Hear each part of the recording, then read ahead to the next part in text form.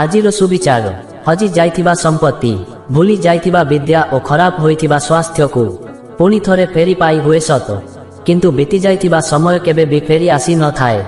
ମନେ ରଖନ୍ତୁ, ଭୁଲକୁ ସୁଧାରି ଯାଇପାରେ, ଭୁଲ ବୁଝାମଣାକୁ ବି ସୁଧାରି ଯାଇପାରେ, କିନ୍ତୁ ଭୁଲ ଚିନ୍ତାଧାରାକୁ କେବେ ବି ସୁଧାର କରାଯାଇ ପାରିବ ନାହିଁ।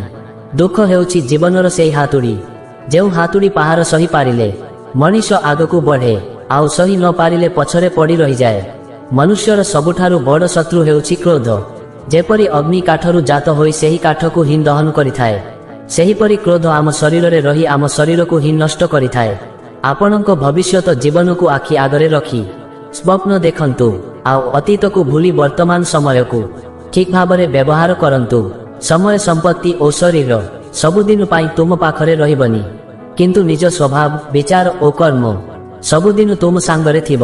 ନିଜ ଜ୍ଞାନ, ମାନ, ସମ୍ମାନକୁ ଅଜ୍ଞାନୀ, ଅବିବେକୀ କି ଅସାମାଜିକଙ୍କ ପାଇଁ ନଷ୍ଟ କରନ୍ତୁ ନାହିଁ। କାହିଁକି ନା ସମୟ ଆସିଲେ ସେମାନେ ବଦଳିଯିବେ, ହେଲେ ଆପଣ ଯେଉଁ ଅମୂଲ୍ୟ ଦୁର୍ଲଭ ସମ୍ପଦ ହରାଇବେ ତାର ଭରଣା କେବେ ବି ହୋଇପାରିବ ନାହିଁ। ଉଦ୍ଦେଶ୍ୟ ଯଦି ମହତ ହୋଇଥାଏ, ତେବେ ତା ତୁଳନାରେ ବ୍ୟକ୍ତିଗତ ସ୍ୱାର୍ଥ ଅତି ତୁଚ୍ଛ ଓ ନଗଣ୍ୟ ହୋଇଥାଏ। କାହିଁକି ନା ଆକାଶ ଯେତେ ଉଚ୍ଚ ହୋଇଥାଏ, ତାର ସ୍ୱଚ୍ଛତା ଓ ଶୁଦ୍ଧତା ସେତେ ଅଧିକ ହୋଇଥାଏ। ଆଜିର ଦୁନିଆରେ ଏହି ରାଣ ନିୟମ ସବୁ ମିଛ ହୋଇଥାଏ, କାହିଁକି ନା ସେହି ବ୍ୟକ୍ତି ହିଁ ସବୁଠାରୁ ଅଧିକ ରାଣ ଖାଇଥାଏ, ଯିଏ ସବୁଠାରୁ ଅଧିକ ମିଛ କହୁଥାଏ। ଜୀବନର ଅନ୍ୟ ନାମ ହେଉଛି ସଂଘର୍ଷ। ସଂଘର୍ଷ କରି ଯିଏ ଜୀବନ ଜିଇ ପାରିଲା, ସେହି ଦୁନିଆରେ ପରିଚୟ ସୃଷ୍ଟି କରି ଅନ୍ୟମାନଙ୍କ ପାଇଁ ଉଦାହରଣ ହୋଇପାରିଲା। ମନେ ରଖନ୍ତୁ, ଏହି ସମାଜରେ ପ୍ରତ୍ୟେକ ମଣିଷର ମୂଲ୍ୟ ଭିନ୍ନ ଭିନ୍ନ ଅଟେ। ଏହା ମଣିଷର ବ୍ୟବହାର ଓ ଅଭିଜ୍ଞତା ଉପରେ ନିର୍ଭର କରିଥାଏ। ଅନାବଶ୍ୟକ ଚିନ୍ତା ଏବଂ ଭୟ ଏକ ରୋଗ ପରି, ଯାହା ତୁମର ଶକ୍ତିକୁ ନଷ୍ଟ କରିଥାଏ।